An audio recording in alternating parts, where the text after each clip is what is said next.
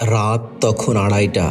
যারা শহরের ঘুমন্ত জীবনের কোলাহল থেকে দূরে থাকেন তারা জানেন এই সময়টা কেমন নিস্তব্ধ, কেমন অচেনা। আমি কম্পিউটার স্ক্রিনের দিকে তাকিয়ে আমার হাতে কফির কাপ তৈরি হচ্ছিলাম অন্য একটি ভূতের গল্প ভয়েস রেকর্ড করার জন্য।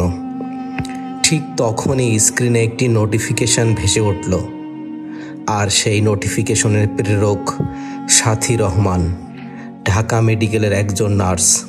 আর ইমেইলের সাবজেক্টে লেখা আছে, আজ রাতটা ভয়ঙ্কর, কেউ যদি শুনে রাখতেন। কৌতূহল নয়, এক অজানা শীতলতা অনুভব করে ইমেইলটা খুললাম। প্রথম লাইনগুলো যেন আমার হৃৎপিণ্ডকে চেপে ধরল।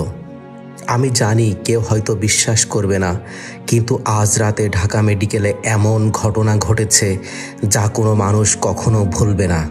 আমি হয়তো বেঁচে থাকবো না, তাই লিখছি। সাথীর ইমেইলটি একটি স্থির ক্যামেরার মতো রাতের ঘটনাগুলোকে আমার সামনে তুলে ধরছিল।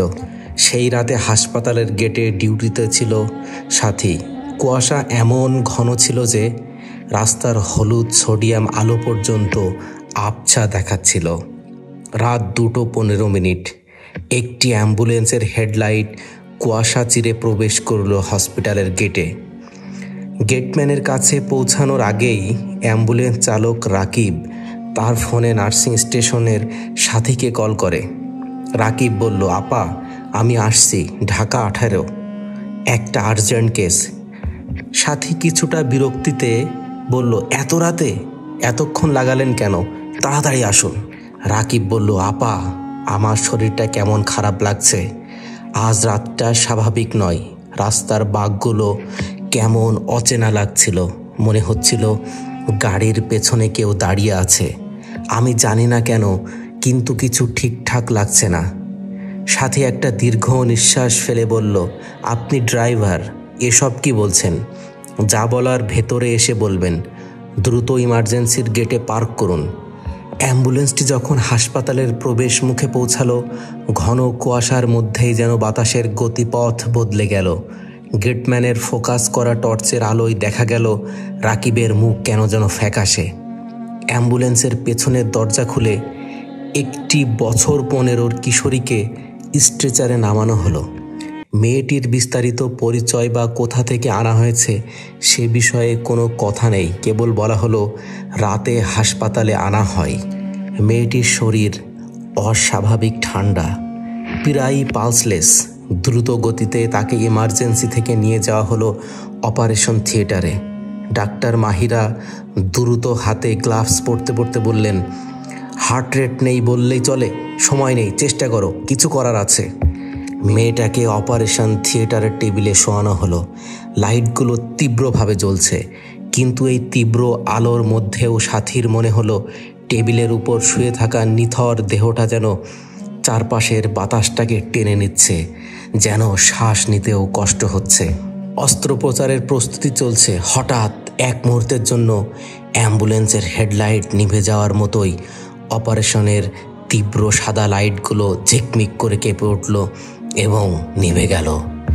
পুরো থিয়েটার অন্ধকারে ডুবে গেল। বাইরে থেকে আসা আবছা আলোয় শুধু যন্ত্রপাতি আর মানুষের অবয়ব দেখা যাচ্ছে। এই গাঢ় অন্ধকারে বাতাসের মধ্যে এক অদ্ভুত পচা গন্ধ, যেন কোথাও অনেক দিনের পুরনো কিছু পচে আছে। ঠিক ওই সময় টেবিলের উপর শুয়ে থাকা নিথর মেয়েটির ডান হাতটা হালকা নড়ে উঠল। মনে হলো সে যেন শূন্যে কিছু স্পর্শ করতে চাইছে। অন্ধকারের মধ্যেই কেউ ফিসফিস করে প্রায় কানের কাছে এসে বলল, তুমি তাবিজটা ছুঁয়েছ, তাই ও ফিরে এসেছে। ডাক্তার মাহিরা বিদ্যুতের ঝলকের মতো চিৎকার করে উঠলেন, কে কথা বলছে? কোনো উত্তর নেই, শুধু নিঃশব্দতা। পর মুহূর্তেই হাসপাতালের ফ্লোর জুড়ে ধাপ করে লাইটগুলো জ্বলে উঠল। সবাই লাইটের দিকে তাকালো। যখন তারা মেয়েটির দিকে ফিরল, দেখলেন তার চোখ খোলা, একদম কালো, স্বাভাবিক মানুষের চেয়ে বড় মনি, এবং সেই মুখে এক বিকৃত ভয়াল হাসি। পরবর্তী 2 দিন ইমেইল অনুযায়ী মেয়েটি অলৌকিকভাবে হাসপাতালে বেঁচে থাকে। সে অচেতন কিন্তু বেঁচে আছে। 3য় দিন সকালে সে জ্ঞান ফিরে পায়, কিন্তু তার আচরণ পরিবর্তিত। ওর চোখে এখন আর স্বাভাবিক মানুষের আবেগ নেই। রাতের শিফটে যখন কেউ একা ওর কক্ষে যায়, তখন একটা অদ্ভুত ভারী চাপ অনুভব হয়। মনে হয় যেন ওর চারপাশের বাতাস ভারী হয়ে যাচ্ছে। ওর চোখের মণি দুটো রাতের বেলা আরো কালো, আরো বড় দেখায়। এক রাতে ওর রুম থেকে বের হওয়ার সময় মনে হলো আমার মাথার উপর দিয়ে কারো অদৃশ্য দীর্ঘশ্বাস চলে গেল। ওর বেডের পাশে রাখা জলের গ্লাসটা আপনা আপনি ভেঙে পড়ল, কিন্তু কোনো শব্দ হলো না। রাতের কোনো কোনো মুহূর্তে হাসপাতালের স্টাফরা করিডোরে ওর অদৃশ্য উপস্থিতি অনুভব করেন। লাইট নিভে যায়, কিন্তু ফিউজ ঠিক থাকে। দূর থেকে আসে অদ্ভুত গোঙানির শব্দ। সাথী ইমেইলের শেষ অংশে লিখছেন, আমি এখনও ডিউটিতে আছি। রাত এখন প্রায় 3টা ছুঁই ছুঁই। ঢাকা মেডিকেলের করিডোরগুলো এখন আর নিস্তব্ধ নয়।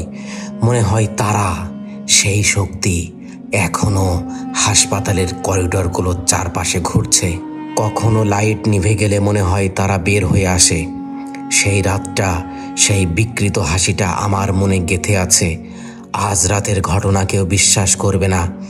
আমি লিখছি যেন কেউ জানে ঢাকা মেডিকেলে এমন রাতও আসে যে রাতে ভয় মানুষের নয়, ভয়ের শিকার মানুষ হয়ে যায়।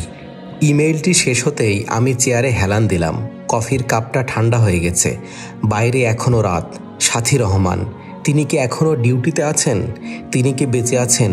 এই প্রশ্নগুলো আমাকে তাড়িয়ে বেড়াচ্ছে। বন্ধুরা, এরকম হাড় হিম করা বাস্তব অভিজ্ঞতা আপনারা আমাদের ইমেইলে জানাতে পারেন। আর এরকম নতুন নতুন গল্প শোনার জন্য আমাদের সাথে থাকুন। আর মনে রাখবেন,